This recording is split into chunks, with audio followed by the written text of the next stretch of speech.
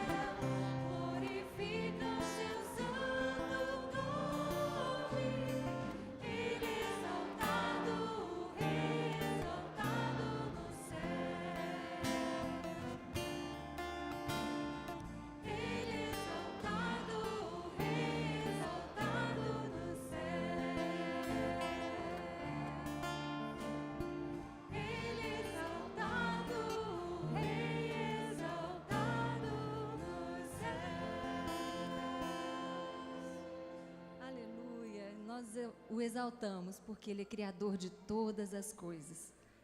Criou a terra, os céus, fez separação das águas.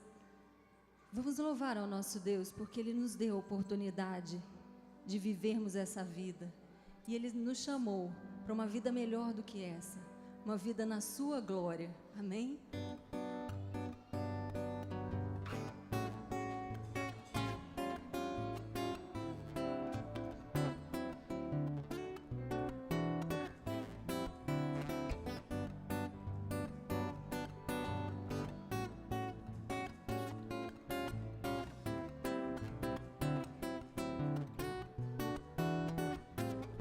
Nosso Deus é soberano.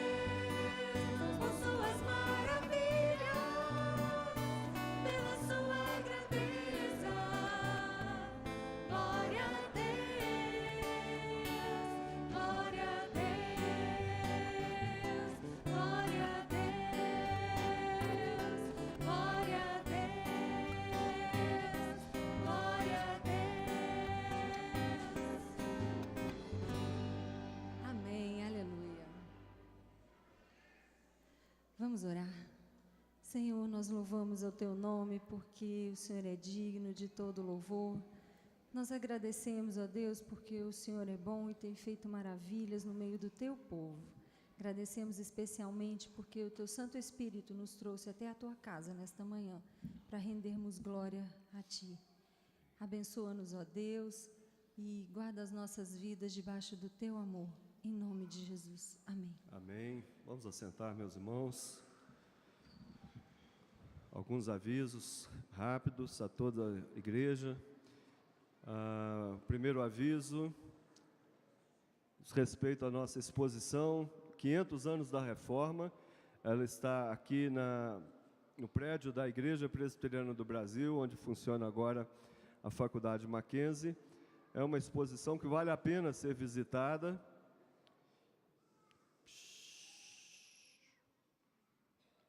Isso.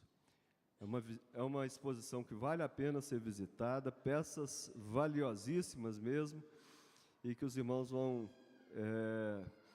realmente conhecer um pouco da história, a história da Reforma desses 500 anos. As peças, na maioria delas, são de mais de 500 anos, ou quase 500 anos, e algumas peças também da nossa Igreja Presbiteriana do Brasil, os sermões escritos, manuscritos por Simonton, então várias peças que foram separadas pelo reverendo Alderi, que está aqui à frente. Ele é o historiador da Igreja Presbiteriana do Brasil, o curador dos museus da Igreja, e ele se empenhou em nos ajudar, e essa exposição é uma parceria com o Mackenzie também, e nós temos a alegria realmente de apresentar essa exposição aos irmãos. Segundo aviso, meus irmãos, é o curso de Libras. Os irmãos sabem, estamos treinando para que possamos apresentar a mensagem, não só os cânticos, mas a mensagem para os surdos. Então, há um curso de aperfeiçoamento que começa agora dia 22,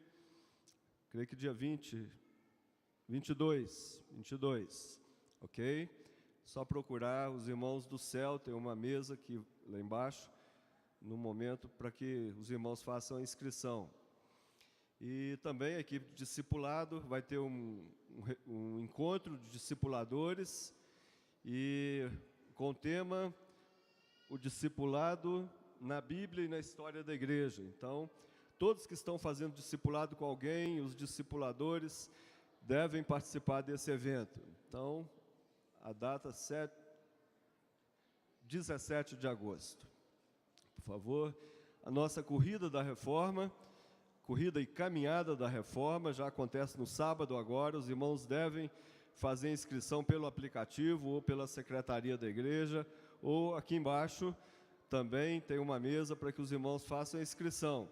Vai ter a corrida das crianças, pode passar. Isso, a corrida Kids da Reforma e também a corrida dos adultos. Então, a inscrição é para que possam ter uma medalha, possam ter uma camiseta, e nós vamos ter também painéis falando da Reforma durante o percurso. Mais alguns cursos oferecidos pelo CEL, cursos evangelísticos, começam dia 24 de agosto, na quinta-feira. Então, curso de costura, pintura, organização doméstica e pessoal, scrapbook e conversação em inglês. Arranje uma pessoa, venha fazer o curso com um amigo, uma amiga que queira que você esteja orando para conhecer o Evangelho de Jesus. E o grupo Resgate, o projeto Resgate, o Sopão, procura irmãos para o evangelismo, para essa equipe de evangelismo. E o evangelismo é na terça-feira, sempre terça-feira à noite. Então, nós desafiamos aqueles que estão aí na igreja ainda procurando alguma coisa para realizar. Esse é um grande ministério, meus irmãos. E haverá um treinamento no dia 20 de agosto. Então, vamos nos preparar. Projeto Resgate. E quero saudar os nossos visitantes, por favor. Eu vou pedir a todos que nos visitam que fiquem em pé, por favor. Hoje é o Dia dos Pais, muitas pessoas nos visitando. Obrigado pela presença, isso, tantas pessoas. Fiquem em pé. Ótimo. Mais alguém? Isso, lá atrás também. Outros que... Fiquem em pé só mais um minuto, um minutinho. Eu vou pedir aos irmãos que estão à sua volta para dar um abraço mais pessoal. Sejam bem-vindos, queridos.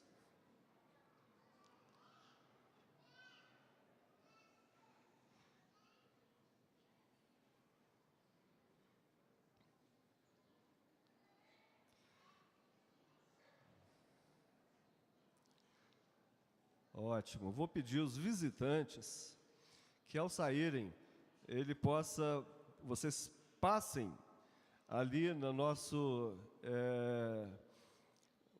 espaço de boas-vindas. É um balcão que tem logo atrás da parede ali, e nós queremos oferecer um presente, queremos também ter o seu nome, para que possamos entrar em contato, agradecer a visita dos irmãos. Louvamos a Deus, ao Senhor pela presença de todos. Hoje nós temos uma família que tem o desejo de consagrar o seu filho pelo batismo. Eu queria convidar o Leonardo, a Nathalie, trazendo Samuel nesse momento para o batismo.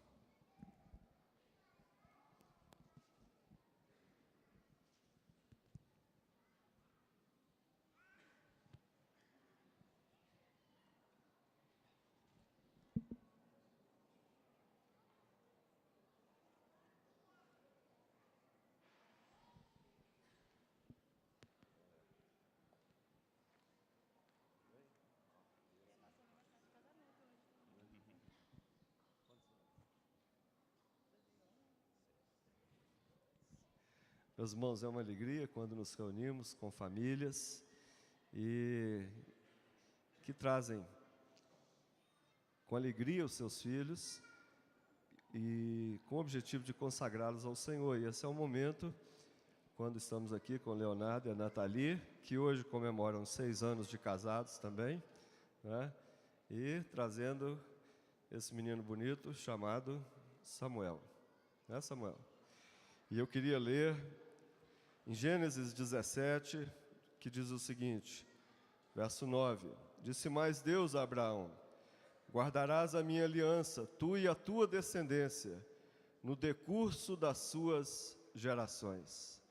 Guardarás a minha aliança, tu e a tua descendência, no decurso das gerações. Samuel é mais uma geração na vida dessa família e especialmente na vida do Léo e da Nathalie. E nós, quando pensamos, meus irmãos, nessa aliança, muitas pessoas pensam que o batismo se diz respeito ao Novo Testamento, porque pensam que a igreja se concentra no Novo Testamento.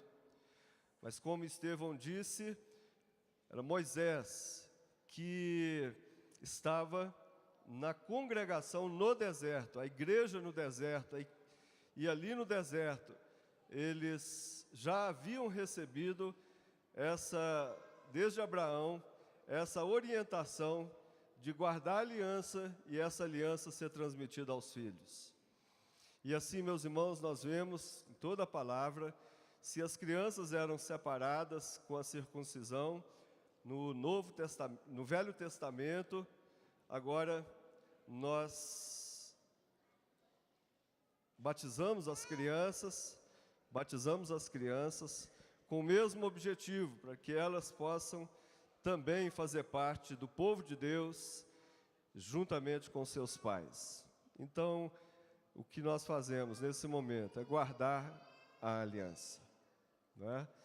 E nós nos alegramos, viu, Leonardo, Nathalie, e eu peço que vocês respondam algumas palavras, fazendo um compromisso a respeito do Samuel, diante de Deus e diante da igreja do Senhor. Vocês reafirmam a fé na palavra de Deus, Antigo e Novo Testamento, como única regra de fé e prática? Sim? Vocês reafirmam a fé na Trindade, Deus Pai, Deus Filho, Deus Espírito Santo, sim?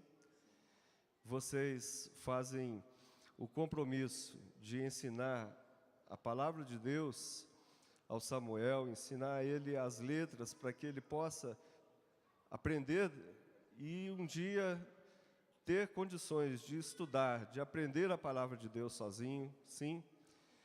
Vocês fazem um compromisso de guiá-lo sempre nos caminhos do Senhor, orar com ele, orar por ele, ensinar a ele a palavra do Senhor, sim? E fazem um compromisso também de servir de exemplo para o Samuel, juntamente com a Alice, para que eles andem junto com vocês nesse caminho, na igreja, e possa amar a igreja do Senhor, sim? Pergunto sempre à igreja também, se a igreja faz também esse compromisso de comunhão, de fraternidade, de orar por essa família, de abençoar essa família, ter paciência com Samuel quando ele vier correndo ali no meio. Os irmãos fazem esse compromisso, sim? Aleluia, meus irmãos. Vamos orar. Pai querido, louvamos ao Senhor por esse momento especial de culto. Agradecemos pela vida do Léo, da Nathalie, pelos 6 anos de casados. Muito obrigado pela vida da Alice e agora o Samuel, que é trazido em consagração no teu altar, Pai. Que o Senhor confirme o que faremos agora em teu nome e o fazemos no nome do Pai, do Filho e do Espírito Santo. Que o Senhor os abençoe no nome de Jesus. Amém.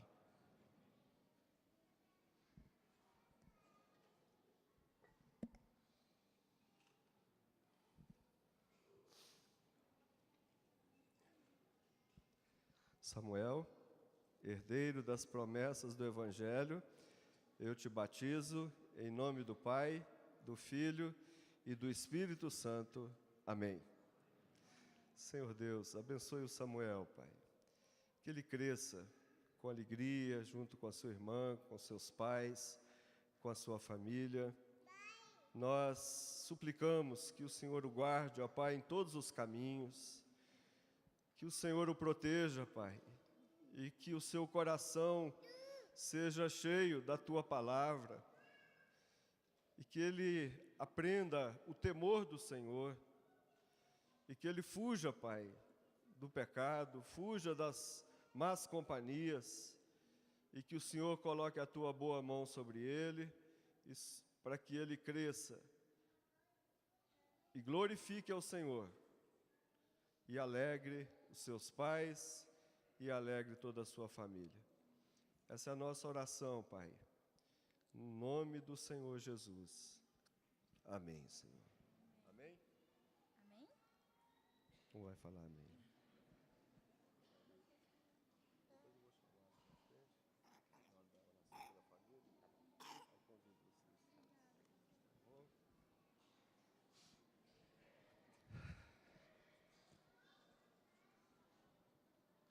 Agora nós vamos ter uma homenagem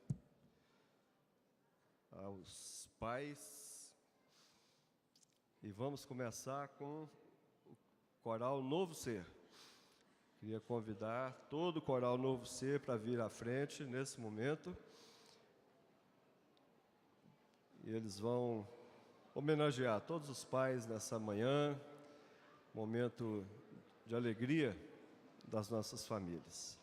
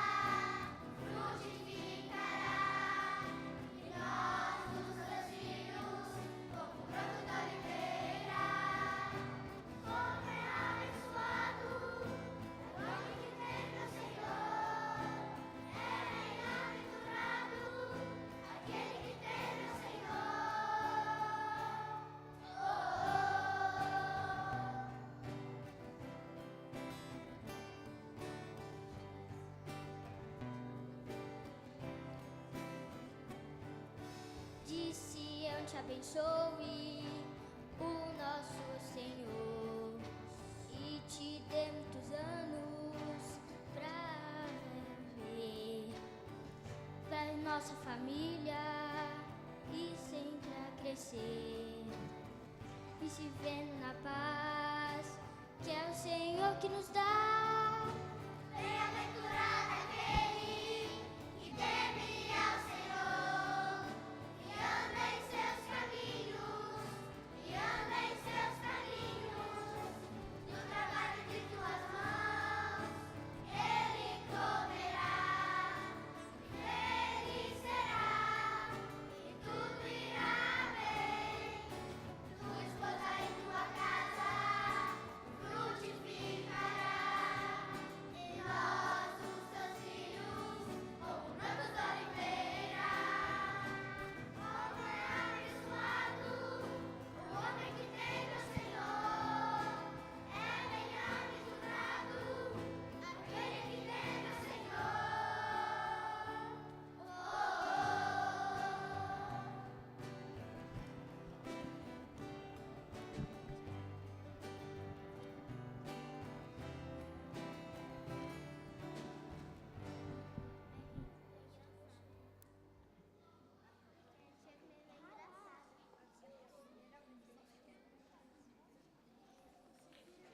Linda música. Agora eu quero convidar todas as crianças para virem, todo o departamento infantil, para que possam cantar junto com o Coral Novo Ser outra canção de louvor a Deus, em gratidão aos papais. Todas as crianças do departamento infantil.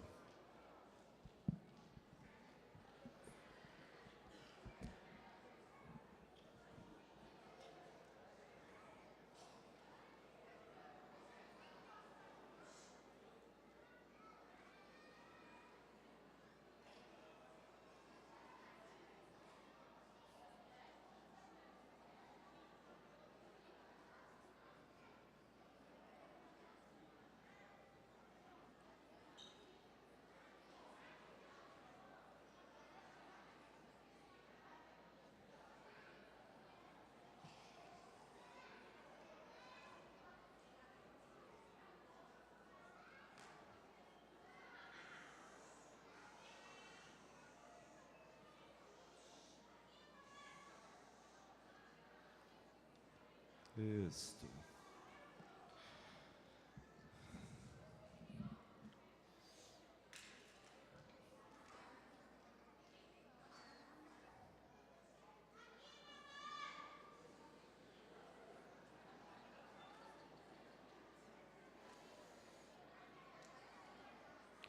Vamos lá, criançada.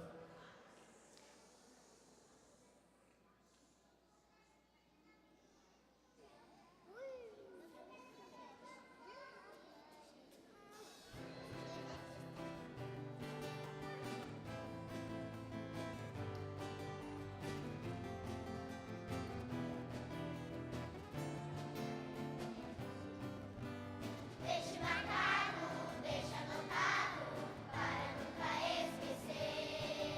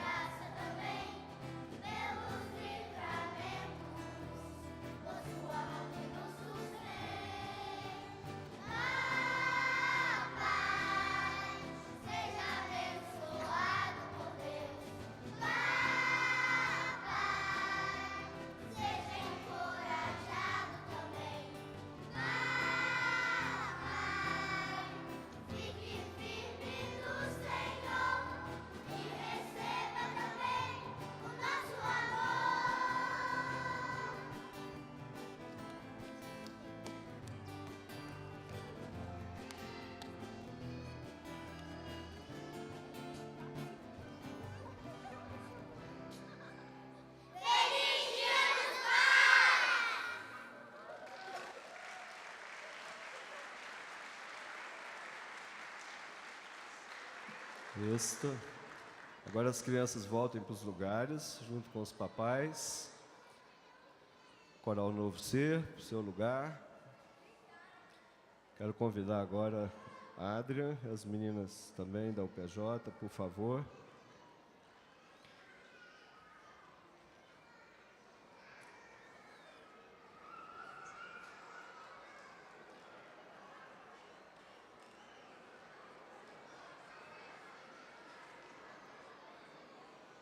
Meus irmãos, vamos deixar só as crianças conversarem. As crianças podem se assentar, por favor. E o departamento infantil está distribuindo. Eu vou pedir a todos os pais que fiquem em pé para que as crianças possam identificar e ganhar uma lembrancinha agora. Isso, todos os pais, por favor.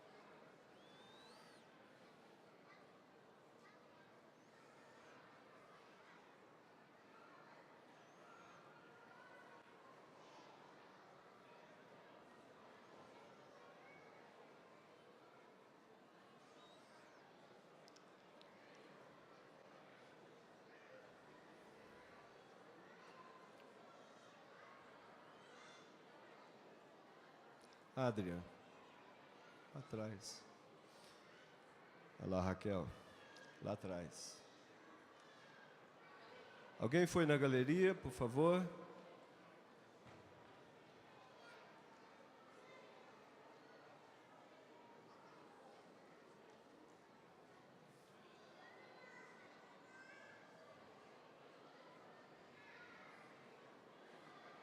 Isso.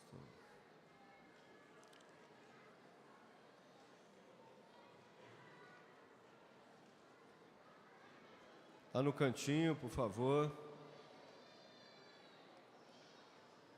Cristiane.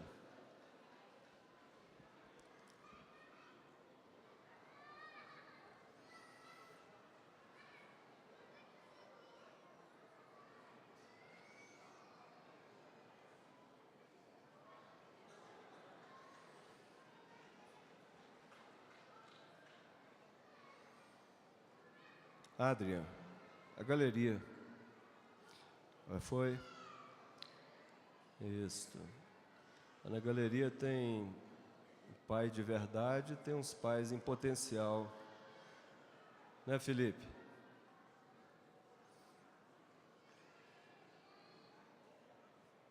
Isso. Ótimo, meus irmãos. Eu vou pedir, agora que todos receberam,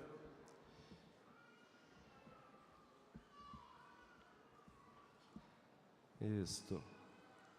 Vou pedir a todos os pais agora que fiquem em pé.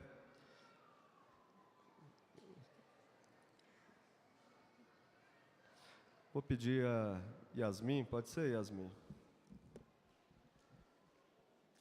Uma filha, para fazer uma oração.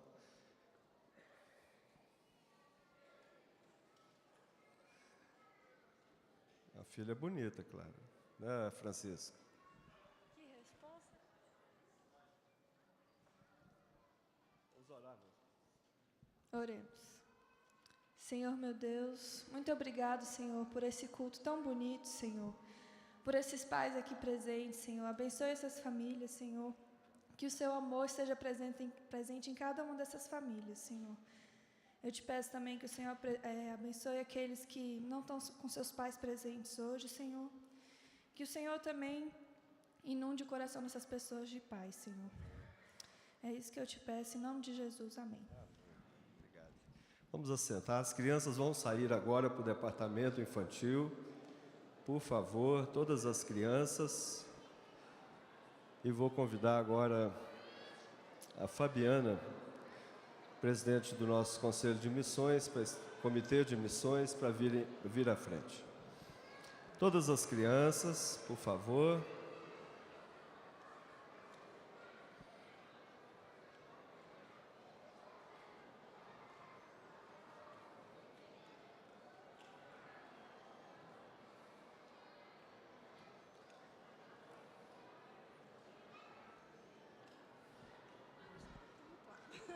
Agora.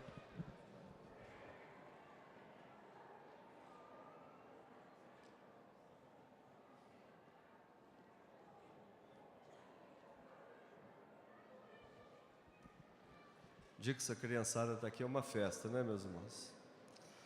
Mas eu fico muito alegre de ver essa meninada na igreja, com as famílias, com os pais, o culto à noite, sempre uma alegria. Sempre tem um filho perdido, procurando um pai. Cadê o pai do Theo, gente? Cadê? Não sabe? Paulinho, onde está você? Não tem. Mirelle, salva o Theo. Isso. Fabiana. Bom dia, irmãos. E eu, em nome do Comitê de Evangelismo e Missões, parabenizo todos os pais. Rogo a Deus que Ele renove as forças de cada um, que Ele possa abençoar, dando sabedoria, graça na criação dos filhos. E eu vou falar um pouquinho da ação missionária nas tribos indígenas hoje. Vou ler uma partezinha muito curta aqui de uma carta muito legal, porque os missionários, eles acabam sendo pais espirituais, porque eles adotam um povo, né? Deus coloca no coração deles e eles vão para lugares distantes, levam suas famílias, seus filhos. Muitos acabam dando aula para os seus filhos, eles não têm oportunidades como os nossos filhos têm. Alô? Oi? Agora deu. E eles adotam um povo, né? E hoje a gente está em festa, porque nós recebemos uma cartinha do missionário, que é um pai também, pai espiritual de um povo, mas pai também de 4 filhos. É o Marcos José, a Adélia, Noemi, são os filhos Noemi, Natan, Keren e Derek. Eu vou ler uma partezinha aqui. Eles estão em Boa Vista, Roraima, e essa notícia é do povo Waiwai. Você se disporia a viajar uma semana caminhando pela mata e em canoas para ouvir a palavra de Deus e celebrar o Evangelho de Jesus Cristo? Foi o que fez um grupo de homens, mulheres e crianças. À medida em que se aproximavam em suas canoas, o canto de alegria dos visitantes se misturava com a música de boas-vindas dos indígenas locais que os esperavam às margens do rio Jataputim. Os 2 grupos logo se uniram em louvor a Deus no Malocão, grande construção de madeira e palha que centraliza os eventos comunitários da tribo. Aos poucos, representantes de outras etnias foram chegando para a belíssima festa organizada pela igreja local em comemoração aos 70 anos da chegada do Evangelho entre o povo Waiwai. Ao todo, 860 pessoas de 10 etnias participaram da festa, sem contar as crianças. Filhos e netos do pajé de Cristo Eucá, primeiro convertido da tribo, estiveram presentes. 2 deles pregaram a palavra de Deus e desafiaram a nova geração a permanecer na fé em Cristo e não retroceder aos velhos costumes que os prendiam à pajelança. Tive o privilégio de ministrar a palavra de Deus em 4 ocasiões neste evento, mas o que mais me emocionou foi ver pastores indígenas retransmitindo a palavra de Deus para outras etnias. Ainda há muito o que fazer no alcance das tribos indígenas no Brasil, mas essas experiências nos animam a seguir em frente com o investimento na capacitação da liderança indígena. Louvado seja Deus, nosso muito obrigado pelo apoio, porque vocês fazem parte dessa história. Forte abraço em Cristo, Marcos José, Adélia, Noemi, Natan, Keren e Derek. As tribos indígenas estão, os missionários, né, com o Complay, que é um congresso muito grande, eles têm realmente investido na preparação de líderes indígenas. Porque muitas vezes o missionário vai para o campo, mas às vezes, quando ele sai do campo, ele traz a missão junto, se ele não tiver realmente feito líderes ali, do povo dali, né? E isso perpetua, né? São 70 anos dentro dessa tribo Uai-Uai, mas ali em Boa Vista tem tribos ainda não alcançadas, muito perto, né? Às vezes em matas muito isoladas, que ainda não ouviram a palavra de Deus. Então, nós vamos orar agora. Senhor, nosso Deus, nosso Pai, nós te louvamos, ó Deus, pelo teu amor grandioso, ó Pai. Te louvamos por esse dia especial, por essa festa aqui na tua igreja, ó Pai, de podermos vir, nos reunirmos em teu nome, louvar o teu nome, ó Pai. E esse dia, ó Pai, do dia dos pais, ó Deus, que o Senhor esteja com cada líder, ó Pai, cada homem do Senhor, ó Pai, que seja exemplo de caráter, ó Pai, de firmeza na fé, ó Pai. E mesmo os pais que não são biológicos, aqueles pais que se tornam espirituais, que eles possam, ó Pai, ser renovados pelo Senhor nesse dia. Em especial, nós te louvamos, ó Deus, por essa tribo indígena, o Uai-Uai, que foi alcançada há muitos anos atrás, ó Deus, e que já filhos e netos do primeiro alcançado ali, ó Pai, já estão sendo pastores, a Bíblia já foi traduzida, boa parte para essa língua. Deus, nós te louvamos, ó Deus, porque realmente o Senhor usa, Senhor, líderes, o Senhor usa, ó Pai, as pessoas para realmente conhecer e proclamar o Evangelho do Senhor, ó Deus. Muito obrigado por isso. Pedimos pelos povos não alcançados, ó Deus, que o Senhor esteja cuidando, esteja dando estratégia, ó Pai, para que possam ouvir do Senhor, ó Pai, aqueles que o Senhor escolheu. Nós te louvamos e te engrandecemos, em nome de Jesus. Amém, Senhor. Com certeza essa tribo que está em Roraima migrou de Minas Gerais, né, Fabiana? Uai-Uai. Meus irmãos, Mitch, o vídeo da Ponte Social tem condições de passar? Além do projeto indígena, meus irmãos, temos um projeto familiar também em Santa Luz, no Piauí, e projeto de apadrinhamento de crianças, e aqueles irmãos que ainda não apadrinharam a sua criança, por favor, nós temos ainda 280 crianças, mais ou menos, esperando serem apadrinhadas, porque daqui a pouco eu vou começar a pedir para quem apadrinhou, apadrinhar outra, porque nós temos que alcançar esse número de 600 crianças apadrinhadas para que o projeto continue. Essa semana chegou material agora para novos projetos ali, além do projeto de avicultura, o projeto também de artesanato com as crianças e o projeto de escolinha de futebol. Então, muitas coisas acontecendo lá com a criançada em Santa Luz, no sul do Piauí. Vamos ver o vídeo.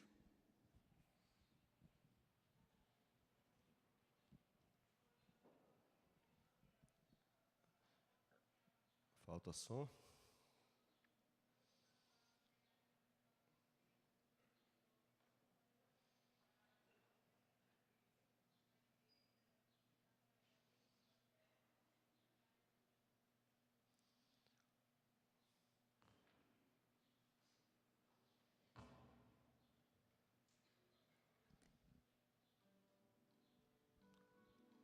Agora sim.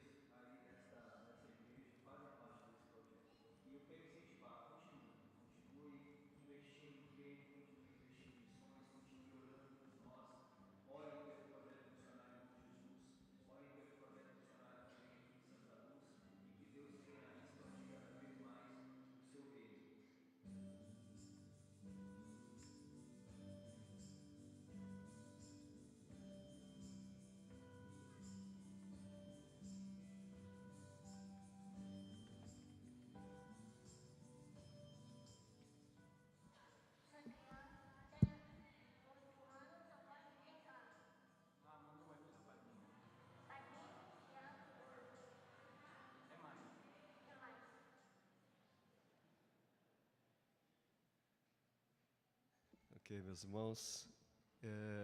Reverendo Marco Antônio, vai ter o stand lá embaixo hoje, à noite?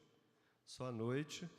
Então, os irmãos têm até de noite para pensar bastante e voltar preparado para apadrinhar essa criança. Meus irmãos, está conosco o reverendo Alderi. O reverendo Alderi é doutor em teologia histórica, ele é professor e coordenador dessa área no Instituto Presbiteriano de Pós-Graduação Andrew Jumper, e é também o historiador da Igreja Presbiteriana do Brasil e o curador do Museu da Igreja. Então, ele está conosco e ontem já trouxe uma palavra a todos nós, fizemos a inauguração da exposição e agora eu passo a palavra para ele que ele desenvolva um tema também que tem a ver com a reforma e as famílias. Agora, né? Ainda bem que tem alguém para me salvar. Nós vamos cantar um hino, né, meus irmãos, e trazer as nossas ofertas, e logo depois eu passo a palavra ao reverendo Alderi. Então vamos nos preparar e cantar ao Senhor. E, enquanto isso, os diáconos estarão à frente, recolhendo os dízimos e as ofertas, que sempre têm sido trazidas com muita alegria diante do altar do Senhor. Vamos, quando a música iniciar, vamos ficar em pé e cantar o hino 153.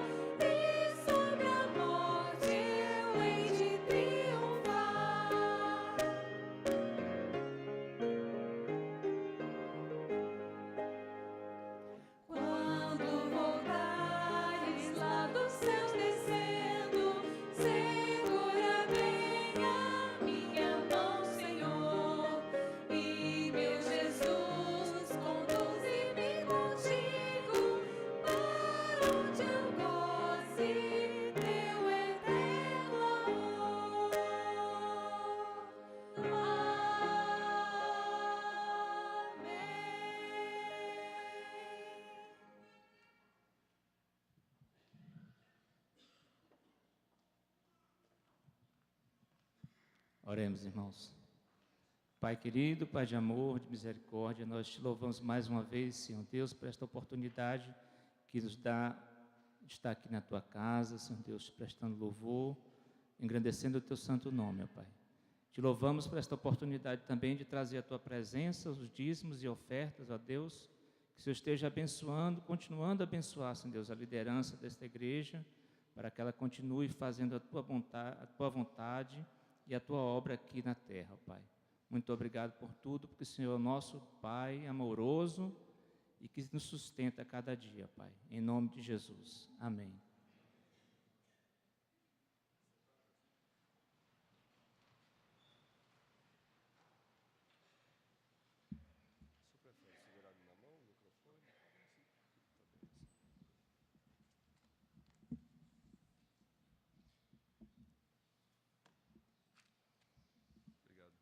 Bom dia, irmãos. Tem sido muito agradável passar este fim e início de semana aqui com a Igreja Presbiteriana Nacional, usufruindo da hospitalidade, do carinho fraternal dos irmãos desta igreja.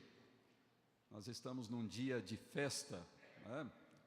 Aliás, 2 dias de festa, né? Porque começamos ontem comemorando mais um aniversário da nossa igreja no âmbito nacional, a Igreja Presbiteriana do Brasil, os 158 anos da Igreja Presbiteriana, desde a chegada de Simonton. Também, é claro, os 500 anos da Reforma Protestante, sobre a qual temos essa magnífica exposição de documentos históricos, quase todos originais, aqui na sede da IPB, e também o aniversário desta igreja local, que completa os seus 57 anos. E, além disso, para coroar, né, tantas comemorações, tantas datas festivas, o Dia dos Pais. Então, eu quero trazer aqui a minha saudação especial a todos os pais aqui presentes, desejando que Deus abençoe ricamente as suas vidas e os ajude nas tarefas tão importantes que Ele lhes tem confiado no seu lar, junto à sua família, junto à sua esposa, junto aos seus filhos. Que Deus abençoe ricamente os queridos pais da nossa igreja aqui presentes. Esse é um dia dos pais um tanto triste para mim, reverendo Obedes, porque é o meu primeiro dia dos pais sem o meu pai. O meu pai faleceu no ano passado, no dia 22 de setembro, aos 96 anos de idade, um pastor jubilado, reverendo Alcides Augusto de Matos, que viveu essa vida longa, frutífera, abençoada. Então, a tristeza é atenuada pela lembrança de tantas coisas boas, de tantos momentos felizes vividos por tanto tempo ao lado daquele servo de Deus. Eu mesmo sou um pai coroa, como se diz, né? Com filhos pequenos. Já me casei maduro e, portanto, embora já na casa dos 60, eu tenho um filhinho de 5 anos e outro de 1 aninho só. Então, eles estão lá em São Paulo. Eu espero vê-los hoje no final da tarde, pelo menos parte do Dia dos Pais nós vamos passar juntos lá em São Paulo, se Deus assim o permitir. Irmãos, vamos fazer a leitura de parte de um salmo muito bonito que tem a ver com essa data festiva que nós estamos celebrando hoje. Então, é o Salmo 78, os 8 primeiros versículos deste salmo. Então, vejam lá comigo. Na minha Bíblia é a página 410. Então, Salmo 7, 8, versículos 1 a 8.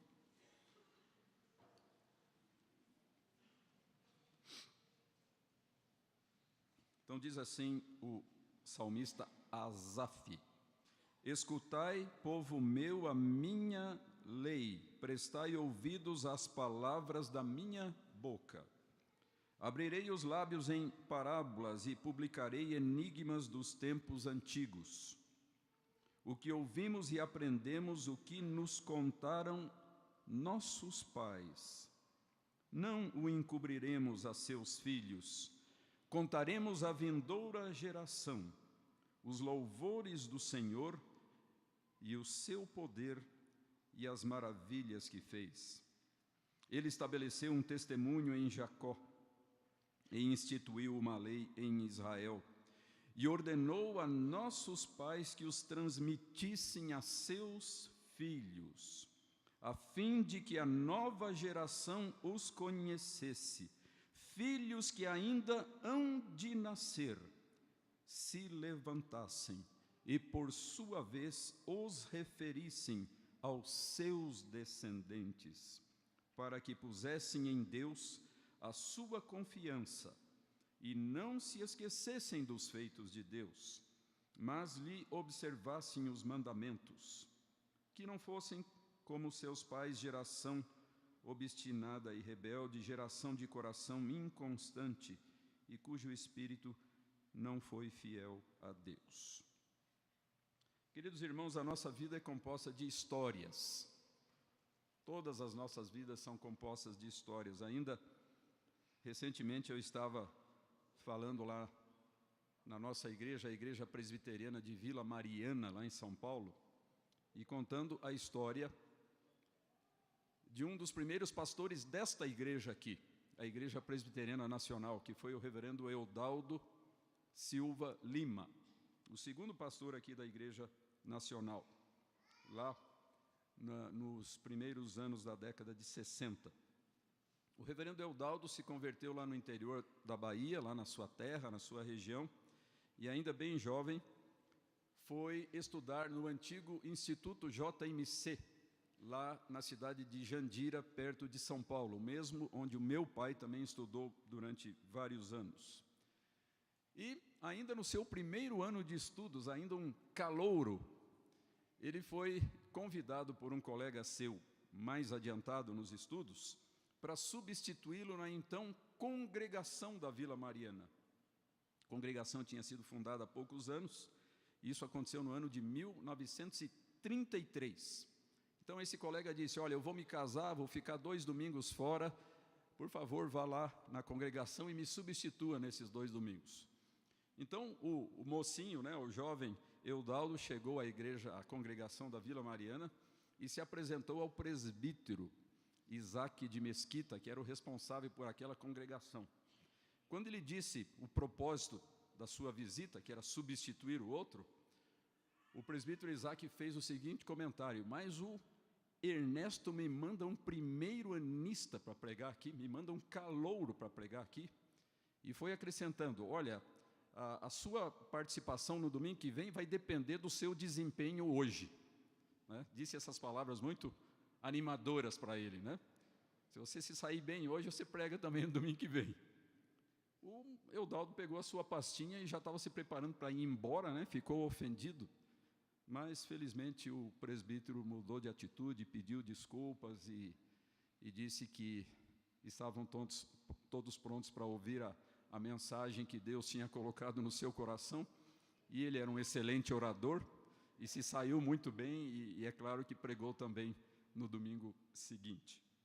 Mas, muitos anos depois, então, o reverendo Eudaldo escreveu um livro chamado Romeiros do Seu Caminho, do Meu Caminho, fazendo as suas reminiscências a respeito da sua vida, e conta, entre outras, essa história ainda da sua juventude. Por quê? Porque as nossas vidas são compostas de histórias, né? As nossas vidas são todas um mosaico de histórias, de reminiscências. Eu mesmo tive essa preocupação em relação aos meus pais, alguns anos atrás, né? Sempre ouvindo aquelas histórias saborosas, desde a infância, todas aquelas experiências do meu pai, da minha mãe, meu pai natural lá de Mato Grosso do Sul, a minha mãe de Santa Catarina, e eu pensei, eu preciso registrar essas histórias precisam ficar preservadas para as próximas gerações. Então eu fui gravando e fui anotando tudo o que eles contavam, e o resultado foi um livro, né? Então acabei publicando um livro até relativamente volumoso e também com uma grande quantidade de fotografias, contando toda a história da família do meu pai e da família da minha mãe. Então as nossas vidas são compostas de histórias pequenas e grandes, que por sua vez fazem parte da história maior, escrita por Deus. São como os retalhos dessa grande tapeçaria que o Senhor Deus está tecendo, que o Senhor Deus está produzindo nas nossas vidas. E nós vemos essa realidade da importância das histórias e da transmissão das histórias de geração a geração. Nós vemos isso claramente na Escritura, na caminhada do povo de Deus. A própria Bíblia é um testemunho do valor da história no sentido mais amplo e das pequenas histórias que compõem as nossas vidas. E nós, portanto, podemos tirar algumas lições muito preciosas dessa ênfase tão significativa da Escritura sobre as histórias. Em primeiro lugar, esse aspecto de geração em geração. A Bíblia, em inúmeras passagens, não somente nessa que nós lemos há pouco, aqui no Salmo 78, mas em muitas outras, deixa claro a importância de que cada geração transmita a outra aquilo que tem de melhor. Que nós estejamos sempre preocupados em transmitir as histórias, mas, acima de tudo, transmitir os valores e as convicções mais importantes que nós temos, e, acima de tudo, a nossa fé em Cristo Jesus. Por que nós devemos fazer isso? Porque isso fortalece os laços familiares, fortalece a identidade do grupo. Então, nós nos lembramos, por exemplo, daquelas instruções que nós encontramos em várias partes do Antigo Testamento, sobre como os pais israelitas deveriam se comportar diante daquelas perguntas que necessariamente surgiriam por parte das crianças, vendo as cerimônias, os ritos lá da vida do povo de Israel. Por exemplo, quando se comemorava a Páscoa, né? Então havia ali alguns alimentos diferentes, havia toda uma cerimônia especial para relembrar a Páscoa, e as crianças então eram instruídas a fazer essas perguntas, né? Por que nós comemos esses alimentos nessa ocasião? Então aquilo dava uma magnífica oportunidade didática para que os pais transmitissem aos seus filhos, à nova geração, a história do seu povo, e principalmente as ações soberanas, providenciais, libertadoras, misericordiosas de Deus na vida do seu povo. Então nós vemos isso em inúmeras passagens no Antigo Testamento, e nós podemos imaginar o impacto tão salutar, tão positivo, tão construtivo, que essa contínua transmissão das pequenas e das grandes histórias exercia sobre as pessoas, geração após geração, lá na vida do povo de Israel. E quando nós nos voltamos para o Novo Testamento, nós vemos o mesmo tipo de preocupação. Nós vemos, por exemplo, essa preocupação da parte de Jesus, né? Nós sabemos que Jesus, embora ele mesmo não tenha tido filhos gerados por ele no sentido humano, mas Jesus estava sempre cercado de crianças. Encontramos vários relatos lá nos evangelhos que apontam para isso, né? Jesus cercado de crianças e ensinando as crianças, e também desafiando os pais a terem um cuidado todo especial em relação aos seus filhos. Nas epístolas, são frequentes as exortações apostólicas aos pais, no que diz respeito às suas solenes responsabilidades em relação aos seus filhos, no sentido de criá-los na disciplina e no temor, na admoestação do Senhor. Então, irmãos, que nós possamos estar fazendo, como vemos aqui nesse precioso salmo, o que ouvimos e aprendemos, o que nos contaram nossos pais. Não o encobriremos a seus filhos, contaremos à vindoura geração os louvores do Senhor e o seu poder e as maravilhas que fez. E um pouco adiante nós temos aqui umas expressões fantásticas, né? De que o Senhor estabeleceu um testemunho e uma lei lá em Israel, e ordenou a nossos pais que os transmitissem a seus filhos, a fim de que a nova geração os conhecesse. E o pensamento do salmista vai longe. Filhos que ainda vão nascer. Olha que coisa extraordinária, né? Os pais, a geração atual, filhos que ainda vão nascer, e os descendentes desses filhos que ainda estão por nascer. Tudo isso é contemplado aqui neste salmo.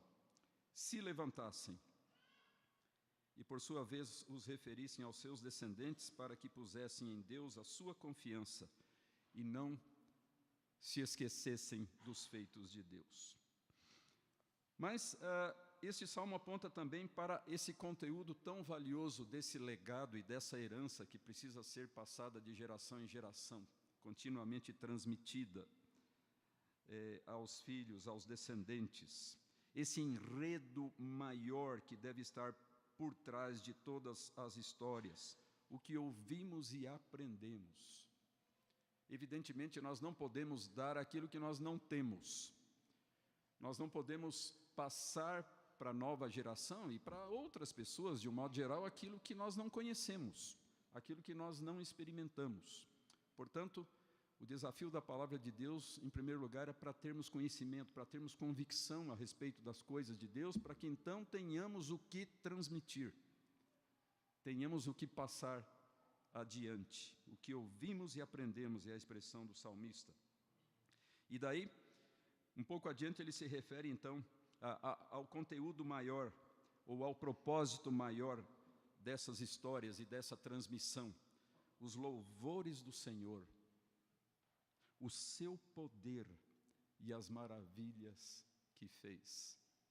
É claro que nós podemos e devemos contar às novas gerações, aos nossos filhos ou netos, as histórias normais, corriqueiras das nossas vidas, que não têm um sentido especificamente religioso.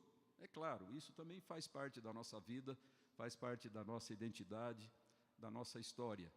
Mas sem nos esquecer jamais das coisas mais importantes que estão por trás de tudo isso, e principalmente a realidade do nosso Deus e o que Ele tem feito nas nossas vidas. Tem pais que transmitem muita coisa para os seus filhos, mas não tem nada a lhes dizer nessa área tão importante. E nós certamente conhecemos e cremos e temos coisas preciosas a transmitir para eles também nessa área, também nesse sentido muito mais profundo e muito mais substancial e significativo. O objetivo maior, nós encontramos aqui nos versículos 7 e 8, para que pusessem em Deus a sua confiança.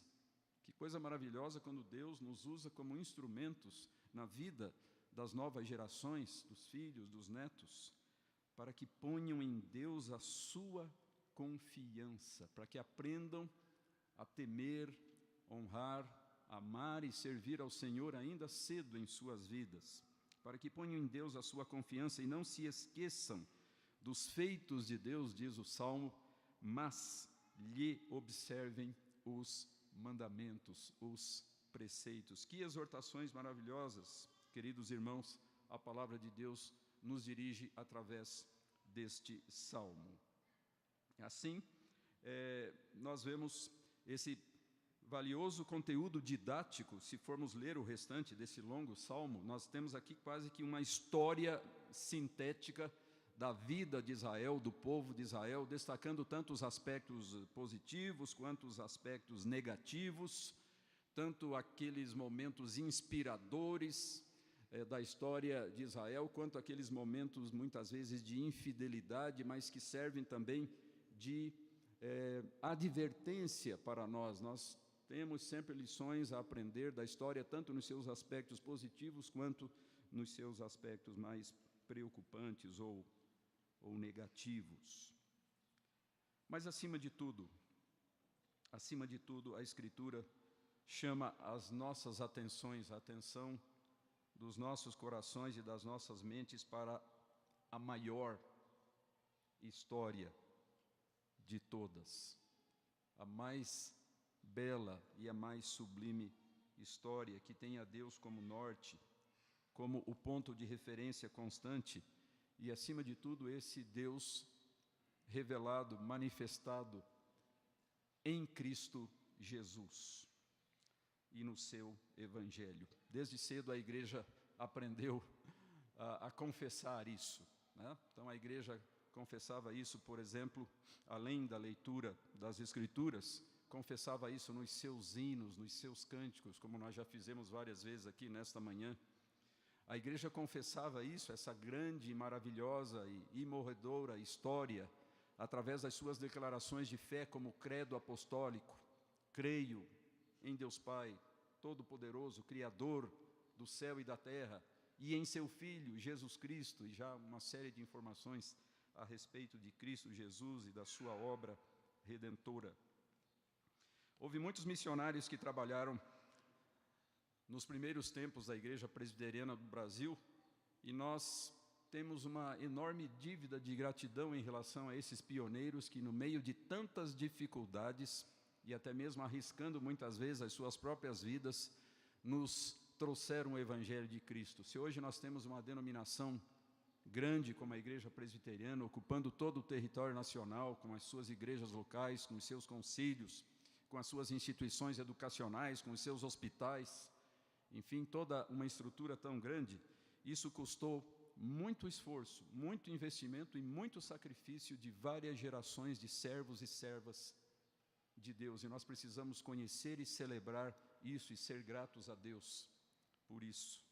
Mas houve um desses missionários, o reverendo John Benjamin Kolb, que trabalhou na Bahia, em Sergipe, em São Paulo, no Rio de Janeiro, Paraná e Santa Catarina, muitas regiões do Brasil, inclusive ele foi lá no início do século XX, o pastor da mesma igreja que mais tarde o meu pai haveria de pastorear no sul do estado do Paraná. Mas certa vez um colega mais jovem do reverendo Kolb escreveu um testemunho muito bonito a respeito dele e de outros missionários mais antigos. Então esse colega, o reverendo Salley, que inclusive trabalhou aqui no estado de Goiás, disse o seguinte a respeito desse missionário: calmamente, a cada dia o reverendo Kolb visitava o seu rebanho. Pondo no bolso do paletó seu pequeno Novo Testamento e o inário, lá se ia ele de casa em casa. As crianças vinham cercá-lo, rindo e tagarelando. E então, tão naturalmente como o sol se ergue, o reverendo Kolb poderia dizer: vamos cantar ou vamos ler? Uma sensação de paz descia sobre os lares humildes, à medida que ele cantava ou que contava a sempre nova história. Corações se erguiam através das vozes nos hinos. O amor de Deus derramado por aqueles por quem Cristo morreu estava ali presente, e como missionário caminhava de casa em casa, de vila em vila. E nós temos então nos nossos hinários um hino 227, Conta-me a velha história. Então as nossas vidas são compostas de histórias, mas acima de tudo, elas são parte dessa maravilhosa e sublime história que o Senhor escreveu e continua escrevendo por meio de seu Filho Cristo Jesus. Que nós possamos nos apropriar, meus irmãos, dessa história, torná-la uma realidade palpitante nas nossas vidas, nos nossos corações e retransmiti-la com entusiasmo, com vibração e com alegria para as novas gerações, para que os pequeninos sejam abençoados por essa maravilhosa história, a história do Evangelho, do amor de Deus revelado em Cristo Jesus, assim como essa história também tem abençoado e beneficiado e enriquecido as nossas próprias vidas. Que nós possamos, irmãos, valorizar as nossas histórias, pequenas e a grande história. Procuremos escrever ou viver bem a nossa história de vida. Cada um de nós, quer queira, quer não queira, quer esteja consciente disso ou não, está escrevendo uma história. Todos vocês, todos nós estamos escrevendo uma história. Importa que essa história seja bem escrita, que ela possa mais tarde ser conhecida, lida, lembrada com alegria pelas pessoas e não com tristeza. Uma história que não somente comece bem, mas termine bem. O apóstolo Paulo, lá numa das suas cartas, censura uns crentes que tinham começado muito bem a sua carreira cristã e depois desanimaram, esfriaram, né? E então é preciso que nós comecemos e terminemos bem. E acima de tudo, busquemos ver através ou por trás de tudo que nos acontece. Isso é muito importante. Busquemos ver, busquemos discernir, perceber por trás de tudo que nos acontece, a ação providencial e o propósito redentor do nosso Deus em Cristo Jesus. Irmãos, essas foram também as preocupações dos nossos reformadores do século XVI. O reverendo Obedes me pediu que eu compartilhasse alguma coisa acerca dos reformadores e a família neste Dia dos Pais. Então, rapidamente, apenas algumas informações antes de concluirmos a nossa reflexão desta manhã. Eu escrevi há um tempo atrás um artigo que foi publicado na revista Ultimato, intitulado Herdeiros da Mesma Graça de Vida, a família na experiência dos reformadores. E mostrando então que na Idade Média, aquele período que termina mais ou menos na época da Reforma, havia uma grande exaltação da vida celibatária, em detrimento, muitas vezes, do casamento e da vida em família. Por exemplo, Jerônimo, que foi um daqueles ilustres pensadores e escritores lá da Igreja Antiga, que viveu no século IV e no início do século V, ele morreu no ano 420 da era cristã. Ele achava que a mais elevada condição para um cristão é a de virgindade, né? de um estado celibatário. Então, ele fez a seguinte classificação muito interessante. Ele atribuiu à virgindade um valor 100. Para ele tinha um valor 100, uma nota 100. A viuvez, uma situação de viuvez, 60. E o casamento, 30.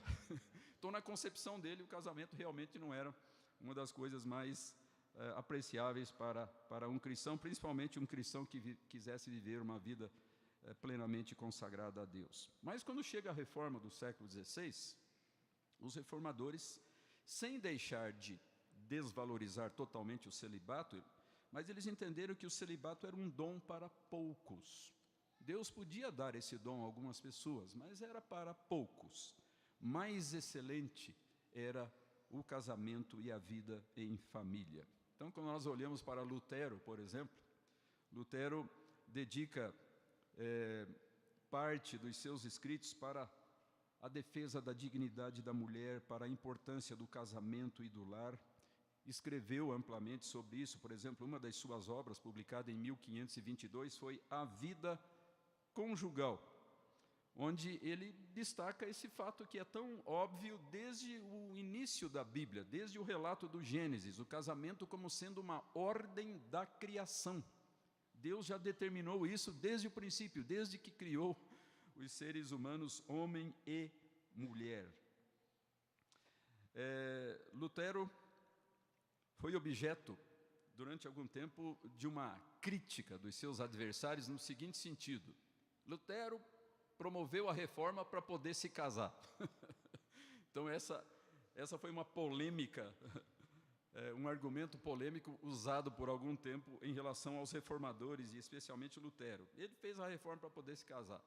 Mas o fato é que Lutero só se casou, e mesmo assim de um modo um tanto relutante, 8 anos depois do início da reforma. Então a reforma em 1517, Lutero casou-se no dia 13 de junho de 1525. E por que Lutero não tinha essa pressa ou essa preocupação em se casar? Por causa das circunstâncias muito difíceis dos primeiros tempos da reforma. Lutero temia, principalmente depois que ele foi condenado pelo parlamento alemão como herege, a famosa Dieta de Worms, o Edito de Worms, do qual nós temos uma cópia belíssima aqui na exposição, aqui atrás. Então, o decreto lá de Worms, de 1521, ele achava com razão, que ele poderia ser morto a qualquer momento. Então, se havia esse risco tão grande, para que casar-se, para que constituir família?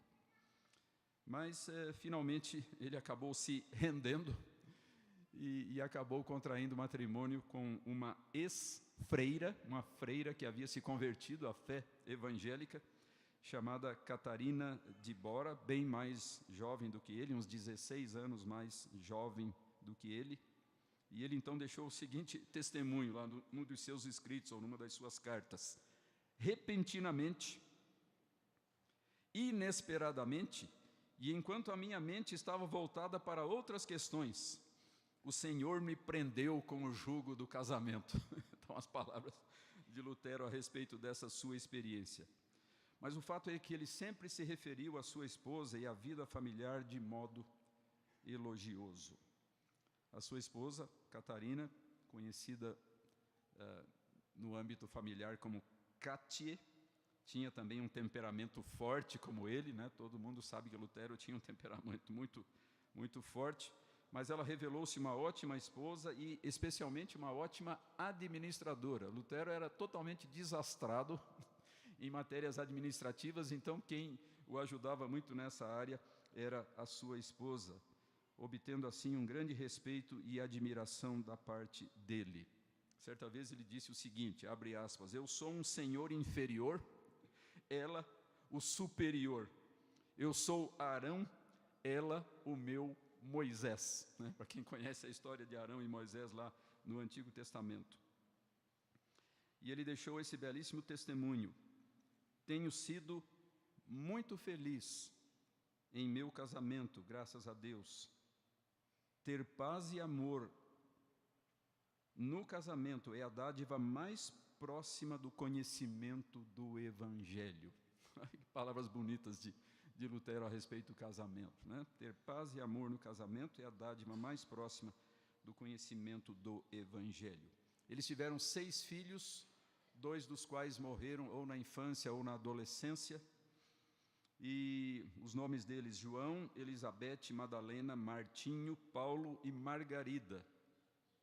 E através dessa última filha, Margarida, então Lutero teve uma descendência duradoura que subsiste até os nossos dias.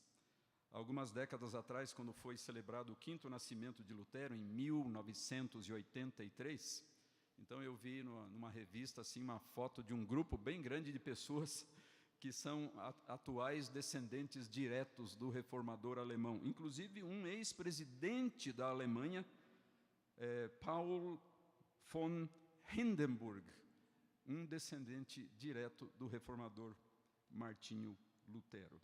Então, quando nós olhamos para a vida dos reformadores, nós vemos assim esses exemplos encorajadores e inspiradores acerca da importância do casamento, da vida familiar, da paternidade. Existe um quadro muito bonito que foi pintado por um daqueles artistas contemporâneos de Lutero, que mostra Lutero lá tocando um alaúde, né, tocando uma espécie de um bandolim, porque ele era um músico talentoso e um compositor de hinos, como nós sabemos, e ali à sua volta, então, a sua família. Então, expressando muito bem essa vida familiar calorosa que teve esse personagem tão importante, tão decisivo da Reforma Protestante. No que diz respeito ao reformador ao qual nós estamos ligados mais de perto, que é João Calvino, Calvino se casou em agosto de 1540 com uma viúva chamada Idelete de Bire. Então, essa mulher havia vivido por vários anos com seu esposo, tiveram 2 filhos, um menino e uma menina, e ele veio a falecer lá numa epidemia na cidade de Estrasburgo, onde Calvino residiu durante 3 anos, e então, incentivado pelo reformador local, que era Martin Butzer, Calvino veio a casar-se com esta mulher, com esta viúva, numa cerimônia oficiada pelo seu amigo Guilherme Farel, que foi o introdutor da reforma lá em Genebra. Em diversas cartas que deixou, e nós temos uma quantidade imensa de cartas de Calvino, mas em algumas das suas cartas ele se refere à sua vida familiar, ele se refere à sua esposa. Então, nas suas cartas ele fala da sua imensa felicidade conjugal, a sua felicidade no casamento, e ele testemunha que Idelete foi uma companheira exemplar, e ele se orgulhava do seu bom senso, da sua espiritualidade e da sua coragem. Eles tiveram, aparentemente, apenas um filhinho que morreu logo depois de nascer, Jacques, e, portanto, Calvino não deixou descendentes. E uma vez ele foi criticado por causa disso, né? Os adversários sempre procurando escusas, procurando meios de criticar os reformadores, né? Então, lá alguns adversários disseram, bom, Deus não deu filhos para você, o seu filho morreu logo depois de nascer como um castigo pelas suas heresias, né? pelo seu envolvimento com a reforma. E Calvino respondeu da seguinte maneira: bom, eu não tenho filhos naturais, filhos biológicos, mas Deus me deu milhares de filhos espirituais. O Senhor Deus me deu muitos e muitos filhos espirituais e eu me orgulho disso. A Idelete faleceu apenas 9 anos depois que eles se casaram, então no dia 29 de março de 1549, e numa carta ao seu colega pastor chamado Viré, Calvino disse: eu choro a perda da minha melhor companheira. Durante a sua vida, ela foi a fiel auxiliadora do meu ministério. E quando nós olhamos um pouco adiante, concluindo, para aquele extraordinário movimento que existiu na Inglaterra nos séculos 16 e 17, que foram os puritanos, nós vemos a imensa valorização que os puritanos atribuíam à família, ao lar, aos filhos, ao casamento. Eles consideravam a família, os puritanos, na sua tremenda intensidade espiritual que os caracterizava, eles consideravam a família como uma pequena igreja, que devia ser objeto de todo amor, de todo cuidado, porque ela era como se fosse uma pequena igreja. Um exemplo extraordinário de um puritano que se destacou nessa época foi o grande pregador avivalista, teólogo e escritor norte-americano do século XVIII, Jonathan Edwards. Ele casou-se com uma jovem chamada Sarah, que inclusive tem uma peculiaridade interessante na sua biografia, porque ela foi, não sei se neta ou bisneta, do primeiro prefeito da cidade de Nova York. Então, a esposa desse ilustre pastor, Jonathan Edwards. Eles tiveram 11 filhos, todos os quais, de uma maneira assim bastante excepcional naquela época, chegaram à idade adulta. Então, numa época onde muitas crianças morriam ainda pequenas, os 11 filhos de Jonathan e Sarah chegaram à idade adulta. E por volta de 1900, do ano de 1900, um pesquisador fez um levantamento acerca dos descendentes de Jonathan Edwards e Sarah, Pierre Point, que era o seu sobrenome, e descobriu que, em primeiro lugar, eram muito numerosos, eram milhares de pessoas, mas dentre esses milhares de descendentes de Jonathan e Sarah Edwards, havia presidentes da Suprema Corte dos Estados Unidos, juízes famosos, governadores de estados, escritores, intelectuais e um número imenso de pastores. Então, isso nos faz lembrar daquela expressão bíblica de que a descendência do justo será abençoada, né?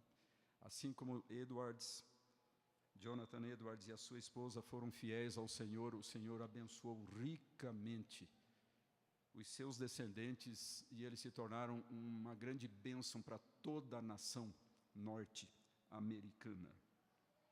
Nós temos informações de que, apesar de terem tantos filhos e, portanto, evidentemente, terem muito trabalho no cuidado de todos eles, mas Edwards, sempre no final de cada dia, ao cair da tarde, ele gostava de cavalgar nos bosques com a sua esposa para que pudessem conversar e orar juntos. E todas as noites, antes do jantar, ele gastava, aquele homem imensamente ocupado, imensamente sobrecarregado com tantas responsabilidades, mas todas as noites, por 1 hora, ele ficava conversando com os filhos e ouvindo as suas perguntas, as suas histórias. Todos os dias antes do jantar, ali ele tinha esse encontro especial com seus filhos, demonstrando ser um pai atencioso e amigo. Queridos irmãos, que esses testemunhos, tanto da palavra de Deus quanto da nossa história, né, dos nossos antepassados na fé, sejam um incentivo e uma inspiração para que nós valorizemos aquilo que o Senhor Deus nos tem concedido e sejamos fiéis em passar adiante essas preciosas verdades, esses preciosos valores as novas gerações, aqueles que Deus tem colocado ao nosso redor e sob os nossos cuidados. Que Deus nos abençoe. Amém.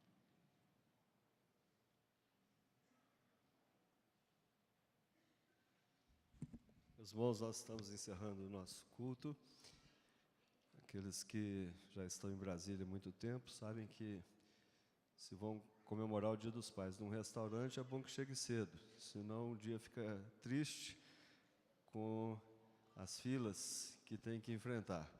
Mas nós encerraremos com uma oração e eu quero também nessa oração agradecer a vida dos nossos aniversariantes, o Alexandre Gripe, o seminarista André Dantas, Diácono Denis, Fábio César, Jamile Ataíde, Felipe Chagas e Reverendo Ivanildo, que é a família missionária. Na segunda-feira, o Davi Cisne e a Rosa Helena. Na terça-feira, Dona Celina Parreira, Mércia de Castro, a Mirtia Menezes, Rogério Miranda e Estela Lobato.